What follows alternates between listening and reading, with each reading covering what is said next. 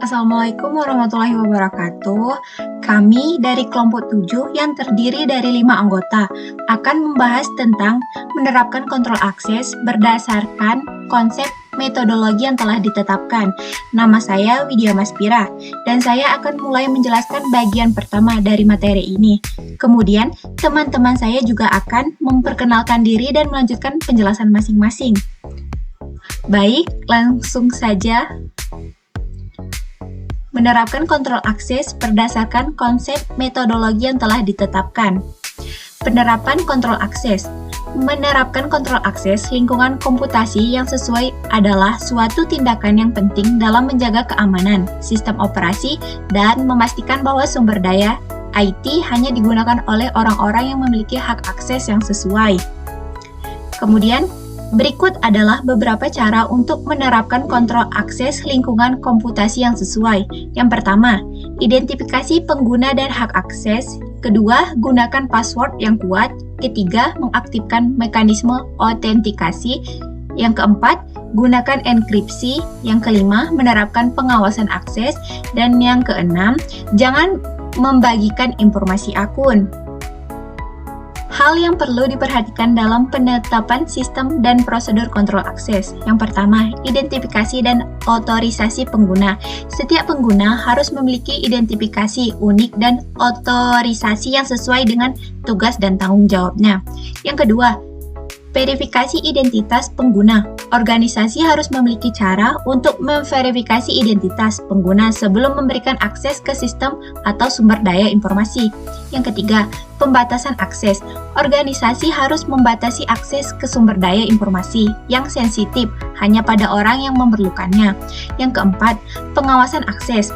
Organisasi harus memantau akses ke sumber daya informasi dan merekam aktivitas pengguna. Yang kelima, pengelolaan kata sandi. Organisasi harus memiliki kebijakan yang jelas dan prosedur untuk mengelola kata sandi, termasuk persyaratan kompleksitas dan siklus pergantian kata sandi. Yang keenam, pembatasan akses jaringan. Organisasi harus membatas akses jaringannya hanya pada orang yang memerlukan akses.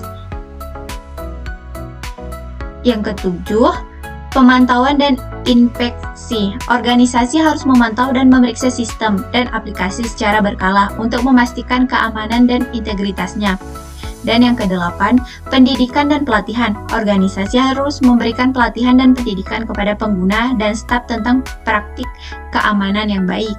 Kemudian, model akses kontrol atau akses kontrol model. Dictionary Access Control atau DAC, model keamanan di mana pemilik dari suatu sumber daya dapat menentukan siapa yang dapat mengakses sumber daya tersebut dan jenis akses yang diizinkan. Pemilik sumber daya bertanggung jawab untuk mengelola hak akses pada sumber daya mereka yang dapat berupa file, folder, atau perangkat lunak.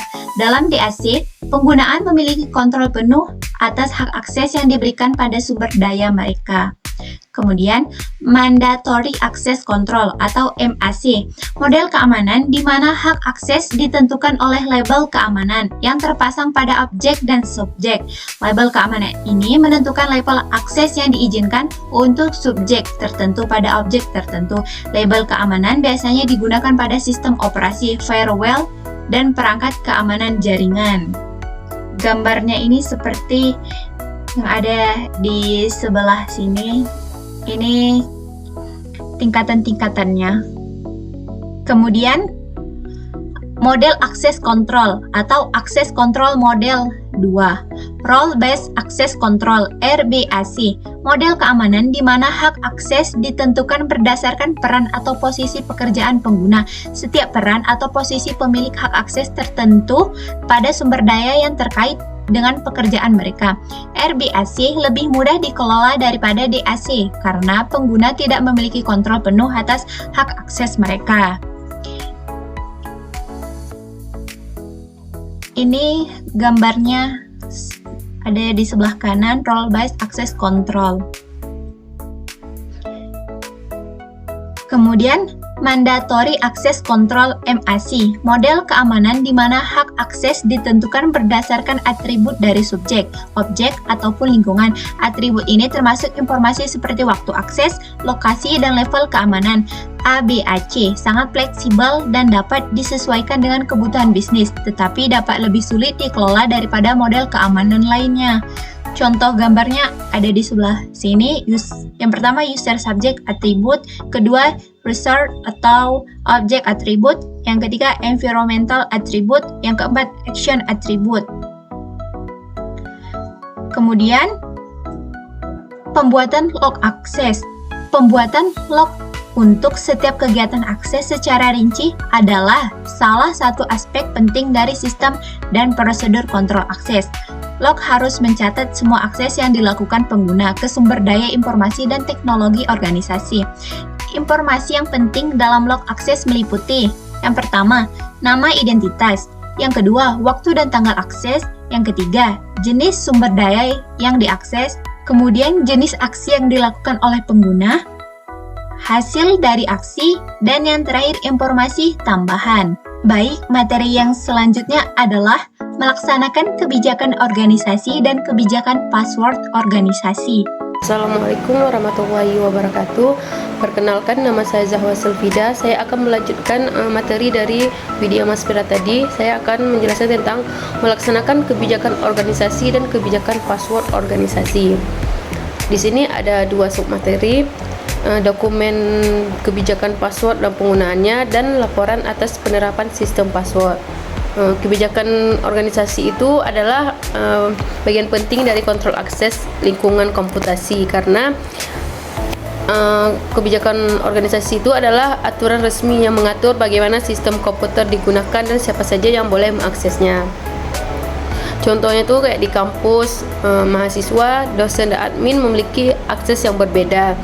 Mahasiswa tidak bisa mengakses data keuangan kampus karena tidak memiliki wewenang. Selanjutnya ada kebijakan organisasi mencangkup dalam tiga. Yang pertama itu kebijakan identifikasi dan autentifikasi pengguna. Contohnya itu kayak mahasiswa login pakai NIM, kalau dosen loginnya pakai akun khusus dosen, dan admin punya akses penuh ke sistem karena setiap akun itu memiliki akses batasan sesuai perannya. Kedua ada kebijakan penanganan password. Kebijakan ini mengatur bagaimana password harus digunakan dan digunakan agar aman. Yang ketiga ada kebijakan akses yang terkait dengan data dan aplikasi. Selanjutnya ada kebijakan penanganan password organisasi. Yang pertama itu menetapkan persyaratan password yang kuat dan aman seperti panjang minimal password, kombinasi huruf besar dan kecil, angka, dan karakter khusus. Kedua itu memastikan bahwa password yang digunakan tidak mudah ditebak atau dapat ditebak oleh orang lain seperti nama atau tempat tanggal lahir. Yang ketiga itu menerapkan kebijakan penggantian password itu secara berkala untuk memastikan keamanan dan mencegah penggunaan password yang sama untuk waktu yang lama. Selanjutnya menggunakan teknologi pengelolaan password yang aman dan efektif seperti pengelolaan password yang terenkripsi dan teknologi autentifikasi ganda. Selanjutnya ini ada contoh dokumen kebijakan password dan penggunaannya. Ini adalah contoh dokumen kebijakan password dan penggunaannya. Pertama itu ada tujuan-tujuan dari kebijakan ini. Yang kedua ada lingkup kebijakan, dan yang kedua ada contoh laporan atas penerapan sistem password. Laporan penerapan sistem password adalah laporan dari tim IT yang menunjukkan bahwa kebijakan password telah diterapkan. Dalam laporan ini dijelaskan bahwa sistem password digunakan untuk menjaga keamanan data, mewajibkan password yang kuat, serta melakukan penggantian password secara berkala. Selain itu, sistem password dievaluasi secara rutin untuk meningkatkan keamanan. Selanjutnya ada mengelola akun, hak jaringan, dan hak akses ke sistem jaringan dan infrastrukturnya. Pengelolaan akun ini dilakukan agar tidak terjadi penyalahgunaan akses. Contoh jelasnya itu misal ada pegawai yang resign, jadi akunnya tuh harus dihapus. Contoh lain, mahasiswa lulus, aksesnya tuh dinonaktifkan. Misal kalau admin tuh bisa memantau login mencurigakan. Jika ada login mencurigakan, sistem akan memberi peringatan. Dengan adanya kebijakan ini, kebijakan organisasi dan sistem password yang jelas, keamanan sistem informasi dapat terjaga dan risiko kebocoran data dapat diminimalkan. Sekian dari saya. Selanjutnya akan dijelaskan oleh teman saya. Assalamualaikum warahmatullahi wabarakatuh. Assalamualaikum warahmatullahi wabarakatuh. Perkenalkan, saya Sri Rahayu Berusembiring akan melanjutkan penjelasan dari materi sebelumnya. Kali ini kita akan membahas dua submateri. Yang pertama, pembuatan daftar akun beserta hak akses ke dalam sistem. Dan yang kedua, pendefinisian daftar hak-hak penting yang diberikan kepada pengguna tertentu. Ada beberapa tindakan yang dapat mengelola akun, hak akses jaringan, dan infrastruktur sistem. Yang pertama, pembuatan akun pengguna. Setiap pengguna harus memiliki akun yang unik dan aman. Penggunaan nama pengguna, dan kata sandi yang kuat dianjurkan untuk menghindari penggunaan yang tidak sah. Yang kedua, membatasi hak akses. Setiap pengguna harus memiliki hak akses yang sesuai dengan tugas dan tanggung jawab mereka. Yang ketiga, manajemen kata sandi. Aturan untuk panjang kata sandi dan kompleksitas harus ditetapkan dan diterapkan secara konsisten. Yang keempat, peninjauan akun pengguna. Daftar akun pengguna harus diperbarui secara teratur dan dihapus jika pengguna tidak lagi memerlukan akses. Yang kelima, logging dan monitoring.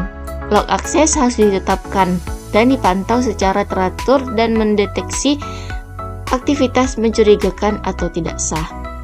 Yang keenam, membatasi akses jaringan. Jaringan harus dibatasi dan hanya diakses oleh pengguna yang membutuhkan akses. Yang terakhir, pemantauan infrastruktur. Sistem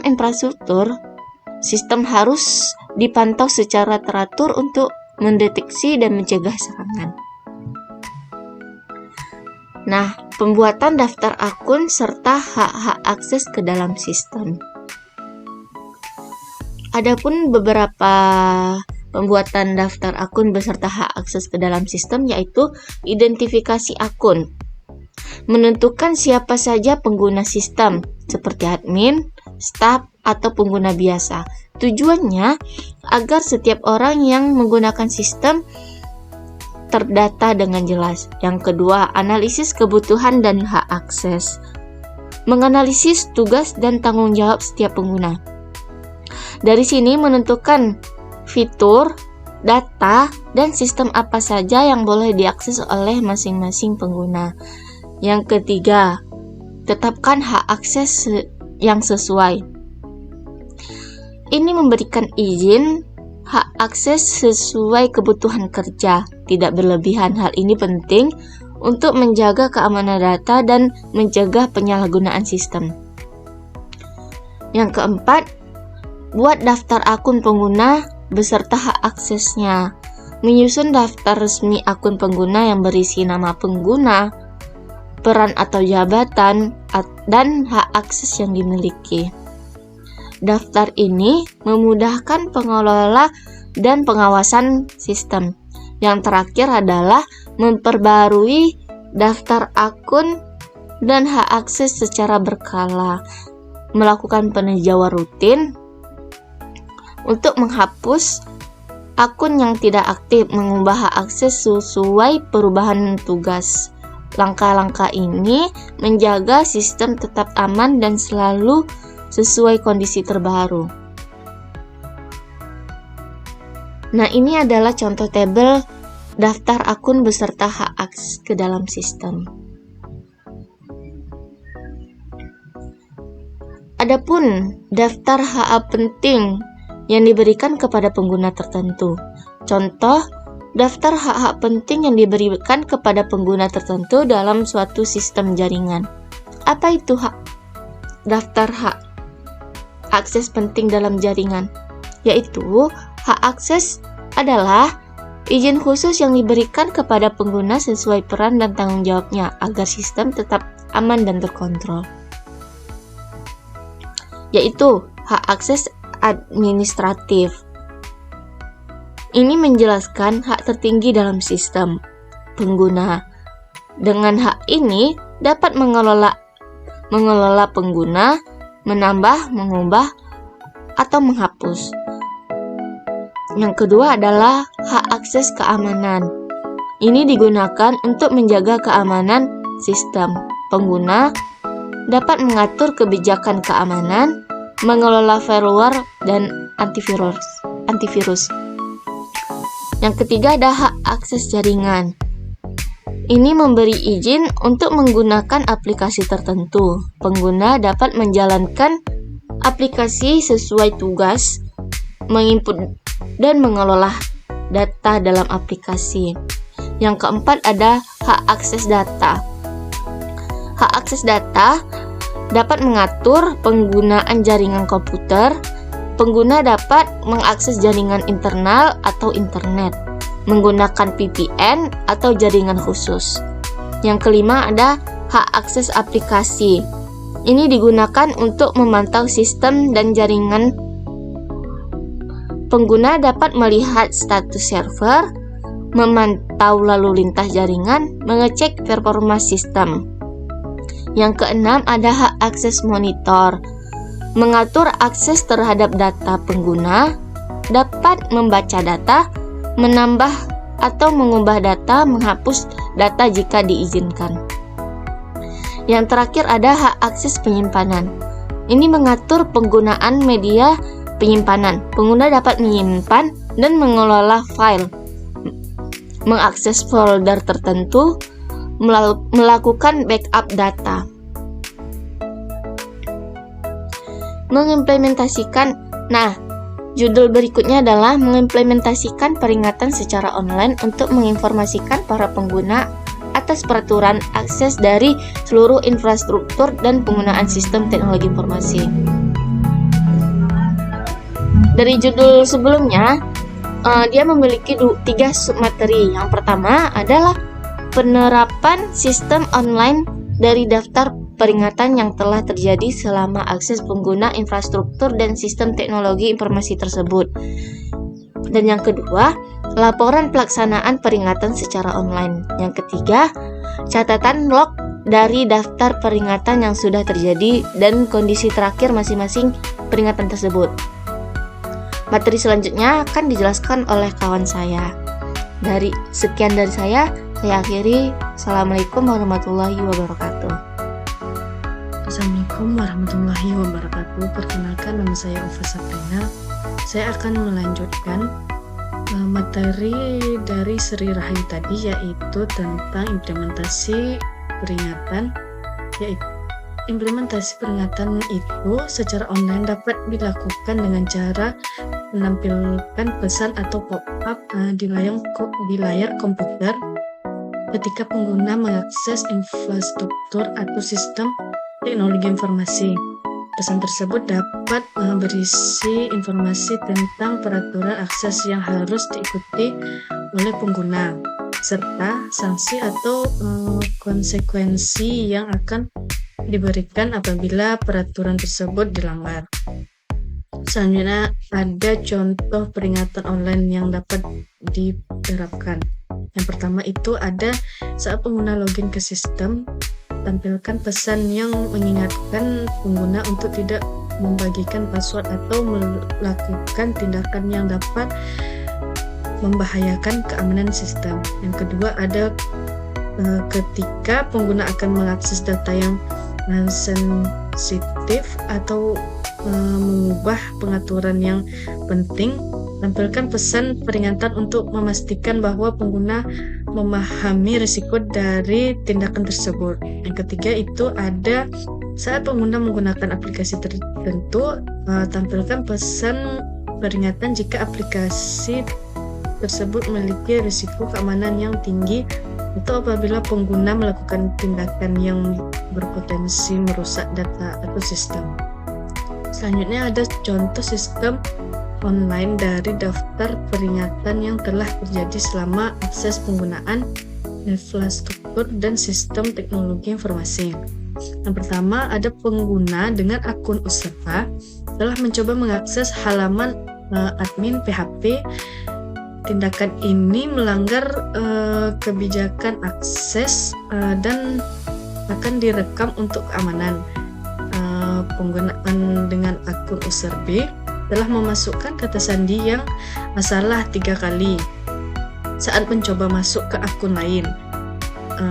Selanjutnya ada percobaan login yang dicurigai dari alamat IP yang tidak diketahui. Misalnya ada pengguna dengan akun user D telah melakukan percobaan login dengan menggunakan kata sandi yang sama dengan yang digunakan pada akun email pribadinya. Selanjutnya ada pengguna dengan akun user D telah mengakses halaman yang hanya tersedia untuk administrator. Selanjutnya ada contoh dokumen kebijakan password dan penggunaannya. Yang pertama, harap diperhatikan bahwa pengguna sistem jaringan hanya diperbolehkan untuk tujuan sistem dan tidak untuk keperluan pribadi. Dilarang mengubah, mengunduh atau menyebarkan materi yang mengandung unsur pornografi atau kekerasan. Selanjutnya ada pastikan bahwa password yang digunakan untuk mengakses sistem jaringan memiliki tingkat keamanan yang cukup. Pastikan bahwa akses ke data sensitif hanya diberikan kepada pengguna yang berwenang. Jangan meninggalkan perangkat elektronik yang terhubung ke sistem jaringan tanpa pengawasan. Selanjutnya, peringatan online telah ditampilkan pada layar komputer menggunakan sebanyak 3 kali selama periode kerja hari ini. Tidak ada pelanggaran atau yang dilaporkan selama periode kerja hari ini. Misalnya seluruh pengguna diharapkan untuk mematuhi atau dan regulasi yang berlaku terkait penggunaan sistem jaringan dan infrastruktur teknologi informasi. Contoh dokumen kebijakan password dan penggunaan. Di sini ada nomor, tanggal peringatan, kondisi terakhir, dan tindakan. Selanjutnya ada menyusun prosedur untuk memastikan pengguna sistem menyadari tanggung jawab keamanan mereka sebelum memberikan akses ke sistem informasi organisasi. Submaterinya itu terbagi 2, yaitu prosedur tentang tanggung jawab keamanan bagi setiap pengguna telah disusun. Yang kedua, hasil audit rekomendasi pelaksanaan pemberian akses ke pengguna. Sekian presentasi dari saya, akan dilanjutkan oleh teman saya. Assalamualaikum warahmatullahi wabarakatuh. Langkah-langkah dalam menyusun prosedur untuk memastikan penggunaan sistem menyadari tanggung jawab keamanan. Yang pertama, identifikasi risiko. Identifikasi risiko yaitu mengidentifikasi risiko keamanan informasi yang berkaitan dengan sistem dan informasi organisasi, lalu mengkomunikasikannya kepada penggunaan sistem. Yang kedua, kebijakan keamanan informasi yaitu menyusun dan menjelaskan kebijakan keamanan sistem informasi, termasuk aturan dan tindakan yang harus dilakukan untuk menjaga keamanan informasi. Yang ketiga, panduan. Menyediakan panduan atau instruksi yang jelas tentang langkah-langkah yang harus dilakukan pengguna. Yang keempat, ajakan pengguna, yaitu memberikan pemahaman kepada pengguna mengenai tindakan yang benar untuk mencegah ancaman atau risiko keamanan informasi. Yang kelima, Melaksanakan pelatihan secara berkala terkait kebijakan dan prosedur keamanan informasi, termasuk praktik penggunaan kata sandi yang aman. 6. Persetujuan. Meminta penggunaan sistem menandatangani pernyataan persetujuan sebagai bukti bahwa mereka memahami dan menyetujui kebijakan serta prosedur keamanan sebelum diberi akses sistem. Yang ketujuh, pantauan evaluasi kepatuhan. Melakukan pemantauan dan evaluasi secara berkala terhadap kepatuhan pengguna dalam menerapkan kebijakan dan prosedur keamanan. Contoh SOP tentang tanggung jawab keamanan bagi setiap pengguna dalam sebuah organisasi. Yang pertama, setiap pengguna wajib menjaga kerahasiaan username dan password mereka. Penggunaan akun oleh orang lain tidak diperbolehkan. Yang kedua, pengguna harus melakukan penggantian password secara berkala dengan interval maksimal 90 hari sekali. Password harus terdiri dari kombinasi huruf, angka, dan karakter khusus serta memiliki panjang minimal 8 karakter. Yang ketiga, pengguna harus memastikan bahwa perangkat yang mereka gunakan untuk mengakses sistem informasi organisasi terlindungi oleh antivirus dan firewall terbaru. Perangkat harus diupdate secara berkala dengan patch terbaru untuk menghindari kerentanan keamanan. Selanjutnya, pengguna harus memastikan bahwa data yang mereka akses dan simpan di dalam sistem informasi organisasi tidak disebarkan kepada pihak yang tidak berwenang. Kemudian, penggunaan tidak diperbolehkan mengakses sistem informasi organisasi menggunakan perangkat yang tidak sah atau tidak dikelola oleh. Pengguna harus melaporkan setiap insiden keamanan yang mereka temukan dalam sistem informasi organisasi ke Departemen Keamanan Informasi atau pihak yang bertanggung jawab atas keamanan informasi. Dan yang terakhir, setiap pengguna wajib memahami dan menaati kebijakan keamanan informasi tes ke pengguna. Hasil audit rekomendasi. Setelah dilakukan audit keamanan sistem informasi, kami merekomendasikan beberapa perubahan dalam pelaksanaan pemberian akses ke penggunaan. Beberapa rekomendasi kami adalah sebagai berikut. Yang pertama, memastikan bahwa setiap pengguna memiliki hak akses sesuai dengan pekerjaannya dan tidak ada hak akses yang berlebihan atau tidak relevan dengan pekerjaannya. Yang kedua, menetapkan prosedur untuk pemberian hak akses termasuk pemeriksaan latar belakang, verifikasi identitas, dan persetujuan oleh atasan langsung. Yang ketiga, memperbarui dan mengelola data akun pengguna secara teratur, termasuk menghapus akun yang tidak aktif atau yang sudah tidak digunakan lagi. Yang keempat, melakukan pelatihan keamanan informasi bagi penggunaan sistem secara teratur, termasuk mengenal tanggung jawab dan keamanan masing-masing pengguna. Dan terakhir, kami menyarankan agar rekomendasi ini segera dilaksanakan untuk meningkatkan keamanan sistem informasi organisasi. Pengawasan pada setiap pengguna yang memiliki akses khusus menjalankan fungsi keamanan sangat penting untuk memastikan keamanan sistem informasi organisasi. Hal ini dapat dilakukan melalui beberapa langkah. Langkah yang dapat diambil antara lain, menyediakan pelatihan keamanan dasar dan berkelanjutan.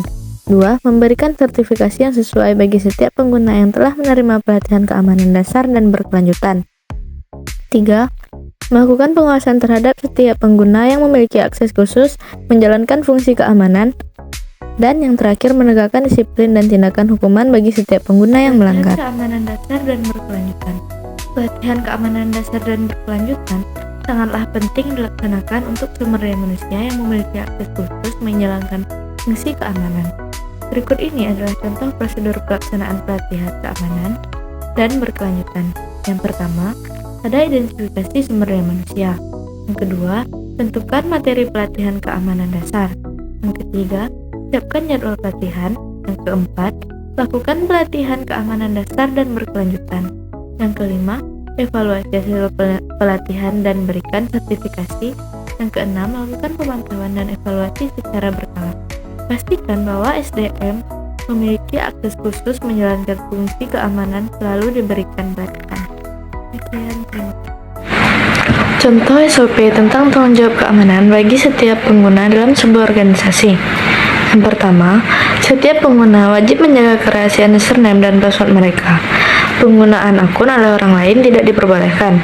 Yang kedua, pengguna harus melakukan penggantian password secara berkala dengan interval maksimal 90 hari sekali. Password harus terdiri dari kombinasi huruf, angka, dan karakter khusus serta memiliki panjang minimal 8 karakter. Yang ketiga, pengguna harus memastikan bahwa perangkat yang mereka gunakan untuk mengakses sistem informasi organisasi terlindungi oleh antivirus dan firewall terbaru. Perangkat harus diupdate secara berkala dengan patch terbaru untuk menghindari kerentanan keamanan. Selanjutnya, pengguna harus memastikan bahwa data yang mereka akses dan simpan di dalam sistem informasi organisasi tidak disebarkan kepada pihak yang tidak berwenang. Kemudian, penggunaan tidak diperbolehkan mengakses sistem informasi organisasi menggunakan perangkat yang tidak sah atau tidak dikelola oleh. Pengguna harus melaporkan setiap insiden keamanan yang mereka temukan dalam sistem informasi organisasi ke Departemen Keamanan Informasi atau pihak yang bertanggung jawab atas keamanan informasi. Dan yang terakhir, setiap pengguna wajib memahami dan menaati kebijakan keamanan informasi tes ke pengguna. Hasil audit rekomendasi. Setelah dilakukan audit keamanan sistem informasi, kami merekomendasikan beberapa perubahan dalam pelaksanaan pemberian akses ke penggunaan. Beberapa rekomendasi kami adalah sebagai berikut.